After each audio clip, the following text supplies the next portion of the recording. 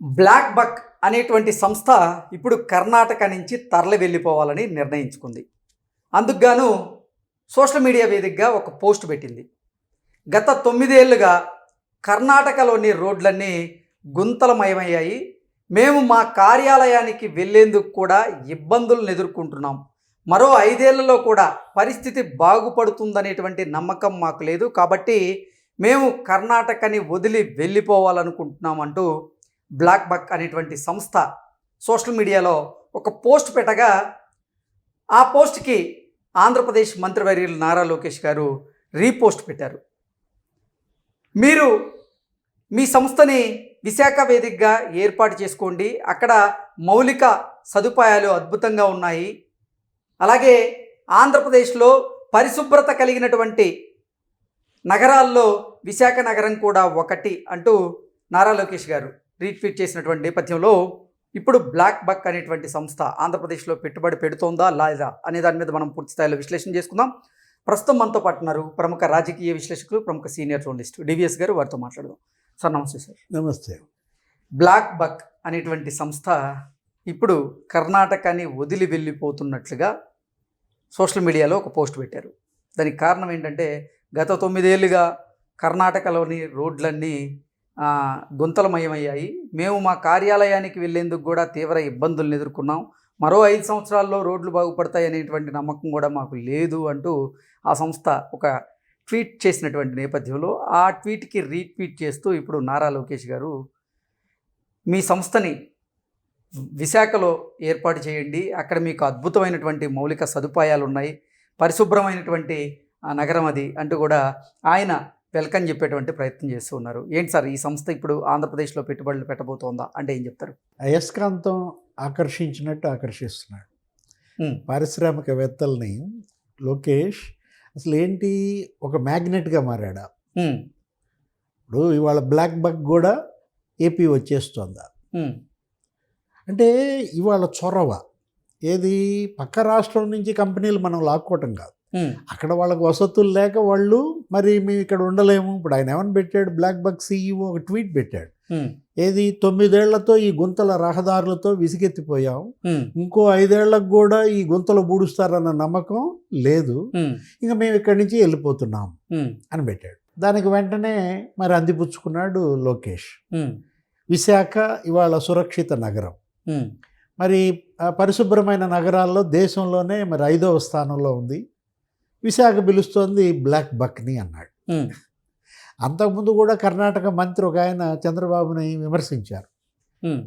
అంత అనుభవజ్ఞుడు చంద్రబాబు ఈ విధంగా చేస్తాడు అనుకోలేదు, మా కర్ణాటకలో ఉన్న హిందుస్థాన్ ఏరోనాటిక్స్ లిమిటెడ్ హాల్ను కూడా ఏపీకి ఎత్తుకుపోతున్నారనో ఏదంటే ఆయన క్లారిటీ కూడా ఇచ్చారు చంద్రబాబు. ఏమని, నేనేమి అక్కడున్న హాల్ ఇక్కడికి షిఫ్ట్ చేయమనలేదు, ఒకవేళ HAL ఎక్స్టెన్షన్ కనుక పెట్టుకుంటే కేంద్ర మంత్రి రాజ్నాథ్ సింగ్నే అడిగాను, ఇక్కడ మీకు దగ్గరే ఏది అనంతపురంలో పెట్టుకోండి. ఎంత అనంతపురంకి బెంగళూరుకి నీకు ఒక 50-70 కిలోమీటర్ల కన్నా ఎక్కువ దూరం ఉండదు, బ్రహ్మాండమైనటువంటి మీకు భూములు ఉన్నాయి.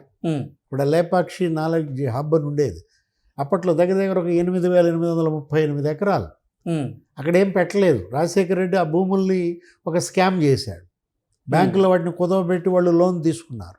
అట్లాంటి ఇవాళ అనంతపురంలో మీకు మంచి వసతులు ఉన్నాయి, నీకు అటు ఇండస్ట్రియల్ క్యారిడార్లు 3 మధ్యలో ఉంది, VCIC, HBIC, మరి CBIC 3 ఇండస్ట్రియల్ క్యారిడార్లు రాయలసీమ మీదుగా పోతున్నాయి, ఇక్కడ పెట్టుకోండి. ఇప్పుడు సెమీ కండక్టర్స్ అక్కడ ప్లాంట్స్ పెడుతున్నారు. అసలు మొత్తం ఏరోస్పేస్ డిఫెన్స్ హబ్గా మారుతోంది. రక్షణ పరిశోధన సంస్థలన్నీ అక్కడికి వస్తున్న దీంట్లో రాయలసీమ ఇవాళ పారిశ్రామిక సీమగా మారుతోంది. మీకు తెలుసు కియా కూడా ఇలాగే వచ్చింది. ఇప్పుడు ఆ రోజు కియా కార్ ఇండస్ట్రీ ఏంటి, తమిళనాడులో పెడదాం అనుకున్నారు.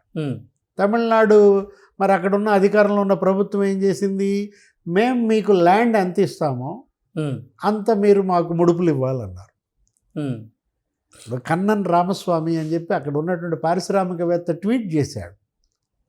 వీళ్ళ అవినీతికి దడుచుకుని మరి కియా కార్ ఇండస్ట్రీ ఆంధ్రప్రదేశ్కి తీసుకుపోవటంలో చంద్రబాబు చొరవ మరి కారణమని ఆయన పెద్ద ట్వీట్ రాశాడు అప్పట్లో. అంటే తమిళనాడు, మహారాష్ట్ర వాళ్ళు ఇచ్చే వాటికన్నా కూడా మేము ప్రోత్సాహకాలు ఎక్కువ ఇస్తాము అనగానే మరి కియా వచ్చి ఇక్కడ దేశంలో అతిపెద్ద ఎఫ్డిఐ ఏది నీకు అసలు మొత్తం ఇవాళ అక్కడ కియా కార్ల పరిశ్రమ రావడం ద్వారా పెనుగొండలో భూముల ధరలు విపరీతంగా పెరిగిపోయాయి. అసలు అద్దెకు కూడా ఇళ్ళు దొరికే పరిస్థితి లేదన్నమాట. ఇప్పుడు అదే కాదు, మనం తీసుకున్నట్లయితే మొత్తం తిరుపతి ఇక అది ఒక హార్డ్వేర్ హబ్గా మారింది. దేశంలో 10 మొబైల్ ఫోన్లు తయారైతే 5 అక్కడే. అంటే మొబైల్ మ్యానుఫ్యాక్చరింగ్ హబ్గా మారింది. శ్రీ సిటీ సెజ్ ఇవాళ అసలు సెజ్లన్నింటిలో అది నెంబర్ 1 సెజ్ అనమాట. ఇప్పుడు దగ్గర 250 కంపెనీలు ఉంటే అందులో 150 కంపెనీలు చంద్రబాబు తెచ్చినాయే. ఏది శ్రీ సిటీ సెజ్లో. నీకు అదృష్టం ఏంటి, అక్కడ లాజిస్టిక్స్, అక్కడ కృష్ణపట్నం పోర్టు, అక్కడ క్రిస్ సిటీ ఒకటి డెవలప్ చేస్తున్నారు. అంటే నెల్లూరు, ప్రకాశం, ఇవాళ అసలు మరి రిలయన్స్ వాళ్ళే వచ్చారు కదా. రిలయన్స్ ఏంటి, ఆ బయోగ్యాస్ యూనిట్స్ పెడుతుంది. బీసీజీ యూనిట్లు మరి దగ్గర దానివల్ల 60,000 కోట్ల పెట్టుబడులు, 60,000 మందికి ఉపాధి. ఇప్పుడు ఈరోజు కూడా మనం చూసాం ఏంటి, అసలు ప్రపంచంలోనే quantum valley Amaravati, quantum valley. లండన్లో మరి నిన్న మొన్న ఆ పారిశ్రామికవేత్తలతో భేటీలో లోకేష్ దాని గురించే చెప్పాడు. వాళ్ళ మొత్తం ప్రపంచం చూపు మరి ఆ అమరావతి క్వాంటమ్ వ్యాలీ వైపు చూస్తోందంటూ 2027 కల్లా మరో 3 క్వాంటమ్ కంప్యూటర్లు వస్తాయి. అంటే ఇప్పుడు పెట్టేది కాకుండా ఇప్పుడు ఒక 130 క్యూబిట్ సామర్థ్యంతో క్వాంటమ్ కంప్యూటర్ అక్కడ పెడుతున్నారు. గూగుల్ కూడా అక్కడ మరి పెడుతోంది. ఇట్లాంటి దీంట్లో మరి నీకు అసలు 2030 నాటికి 5,000 కోట్ల క్వాంటమ్ హార్డ్వేర్, సాఫ్ట్వేర్ ఎగుమతులు చేయాలని లక్ష్యంగా పెట్టుకున్నారు.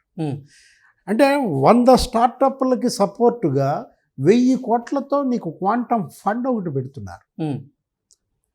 అటు సిలికాన్ వ్యాలీ మీకు తెలుసు, ఏది అమెరికాలో ఇవాళ సిలికాన్ వ్యాలీ మరి అసలు మొత్తం అన్ని కంపెనీలకు అది కేర్ ఆఫ్ అడ్రస్గా మారింది.